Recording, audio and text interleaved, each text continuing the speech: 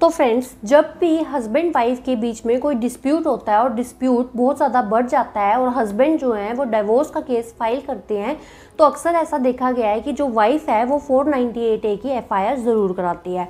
और आजकल ये जो 498 का सेक्शन है, इसका बहुत ज़्यादा मिसयूज़ भी किया जाता है।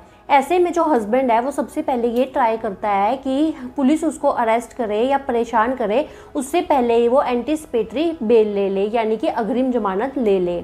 लेकिन आजकल जो हाई कोर्ट है वो 498A के केसेस में एंटीसिपेटरी बेल देते टाइम कुछ ऐसी कंडीशंस लगा देती है जो कि बहुत ही इररेलेवेंट है और जिसको देख के ऑनरेबल सुप्रीम कोर्ट भी शॉक हो गई थी। तो फ्रेंड्स, आज की इस वीडियो में हम ऑनरेबल सुप्रीम कोर्ट की एक ऐसी ही जजमेंट के बारे में जानेंगे जिसमें ऑनरेबल सुप्रीम कोर्ट ने ये बताया है कि 498A के केसेस में एंटीसिपेटरी बेल देते टाइम कौन सी कंडीशंस लगाई जा सकती हैं और कौन सी कंडीशंस नहीं लगाई जा सकती हैं।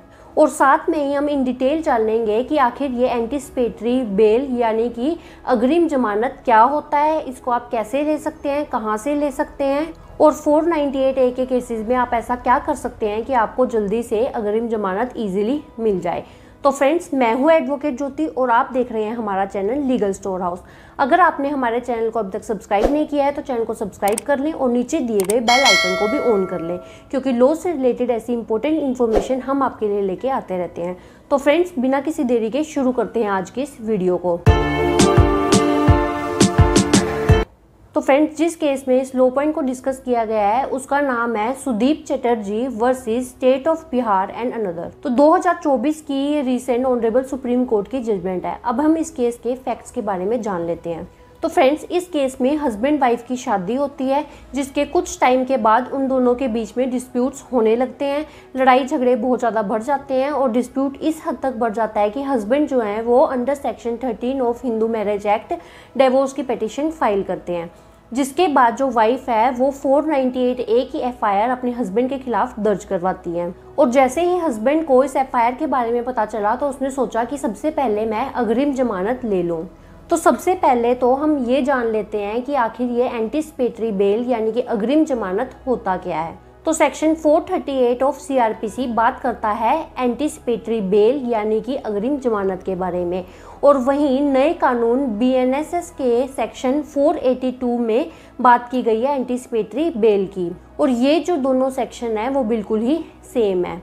इसके चलते अगर आपको लगता है कि किसी भी मैटर में आपकी गिरफ्तारी होने वाली है या फिर आपके ऊपर कोई FIR हो गई है या फिर FIR नहीं भी हुई है और आपको लगता है कि आपकी FIR हो सकती है और उसके बाद आपकी गिरफ्तारी हो सकती है, तो आप अरेस्ट होने से पहले ही अपनी एंटीसिपेटरी बेल कोर्ट से ले सकते हैं। और सबसे पहले ये जो बेल है वो लगती है सेशंस कोर्ट में, अगर वहाँ से ही डिसमिस हो जाए तो हाई कोर्ट में, और सबसे लास्ट में ये लगती है ऑनरेबल सुप्रीम कोर्ट में। और जो मजिस्ट्रेट कोर्ट है उसके पास एंटीसिपेटरी बेल देने की जुरिसडिक्शन नहीं होती है। अब किसी को भी एंटीसिपेटरी बेल देते टाइम कोर्ट्स को कुछ चीज़ों को कंसीडर करना होता है, जैसे कि नेचर ऑफ ऑफेंस क्या था, किस तरीके का ऑफेंस हुआ है, कितना सीरियस ऑफेंस हुआ है, और इससे पहले जो ये एक्यूज्ड है उसको सज़ा हुई है या नहीं हुई है, या फिर इससे पहले उसने कोई ऑफेंस ऐसा किया है या नहीं किया है, और इस केस में जो एप्लीकेंट है उसके जस्टिस से भागने के कितने चांसेस हैं, और क्या ये एक्यूजेशंस एप्लीकेंट के ऊपर सिर्फ उसको हैरेस करने के लिए कि उसकी गिरफ्तारी हो जाए, उसको ह्यूमिलेट करने के लिए लगाई गई हैं। तो इन सब चीज़ों को कोर्ट को देखना होता है, जिसके बेसिस पर ही कोर्ट ये डिसाइड करती है कि इस पर्सन को एंटीसिपेटरी बेल मिलनी चाहिए या नहीं मिलनी चाहिए। अब इस केस में भी जब 498A की FIR हस्बैंड के खिलाफ होती है तो हस्बैंड जो है वो एंटीसिपेटरी बेल लगाते हैं ऑनरेबल सेशंस कोर्ट में, लेकिन जो सेशंस कोर्ट है वो उसकी इस एप्लीकेशन को डिसमिस कर देती है, जिसके बाद जो वो हस्बैंड है वो जाते हैं ऑनरेबल हाई कोर्ट में। अब जो ऑनरेबल हाई कोर्ट है वो इस केस को देखने के बाद, दोनों पार्टीज़ के आर्ग्यूमेंट्स को सुनने के बाद एंटीसिपेटरी बेल हस्बैंड को ग्रांट कर देती है। लेकिन यहाँ पे जो ऑनरेबल हाई कोर्ट है वो एक बहुत ही अजीब सी इररेलेवेंट सी कंडीशन लगा देती है। ऑनरेबल हाई कोर्ट का कहना होता है कि आपको एंटीसिपेटरी बेल मिल गई है, लेकिन ये बेल मिलने के 1 महीने के अंदर आपको और आपकी वाइफ को एक जॉइंट एफिडेविट देना होगा कि आप दोनों हस्बैंड वाइफ एक साथ रहने लगे हैं और आपको अपनी वाइफ की फिजिकल एंड फाइनेंशियल रिक्वायरमेंट्स को पूरा करना होगा। तो हस्बैंड जो है वो हाई कोर्ट की इस कंडीशन से सेटिस्फाइड नहीं होते हैं और वो जाते हैं ऑनरेबल सुप्रीम कोर्ट में। अब ऑनरेबल सुप्रीम कोर्ट में हस्बैंड का कहना होता है कि हाई कोर्ट का मुझे एंटीसिपेटरी बेल देने का क्या फ़ायदा है, इसका क्या मतलब है, जब जो हाई कोर्ट ने कंडीशन लगाई है वो फुलफिल करना ऑलमोस्ट नेक्स्ट टू इम्पॉसिबल है, क्योंकि हम हस्बैंड वाइफ का बहुत ज़्यादा डिस्प्यूट चल रहा है। मैं डिवोर्स की पिटीशन भी फाइल कर चुका हूँ और जो मेरी वाइफ है उसने 498A की FIR मेरे खिलाफ करवाई है। ऐसे में जब मेरे अपनी वाइफ के साथ इतने ज़्यादा झगड़े बढ़ चुके हैं तो वो जॉइंट एफिडेविट क्यों देगी और वो मेरे साथ आके क्यों रहेगी। तो ऐसे में ऑनरेबल हाई कोर्ट की ये कंडीशन लगाना कि हम दोनों को एक साथ रहना होगा, जॉइंट एफिडेविट देना होगा कि हम एक साथ रह रहे हैं और मुझे अपनी वाइफ की फाइनेंशियल और फिजिकल रिक्वायरमेंट्स को पूरा करना होगा, बिल्कुल ही गलत है। अब यहाँ पे ऑनरेबल सुप्रीम कोर्ट ने इस केस के फैक्ट्स को देखते हुए, दोनों पार्टीज के आर्ग्यूमेंट्स को सुनते हुए कहा कि हम अपने काफ़ी केसेस में ये जजमेंट ऑलरेडी दे चुके हैं कि जब भी कोर्ट एंटीसिपेटरी बेल देती है तो उसमें कोई भी ऐसी कंडीशन इम्पोज ना करे जो कि उस एंटीसिपेटरी बेल का पर्पज़ ही ख़त्म कर दे।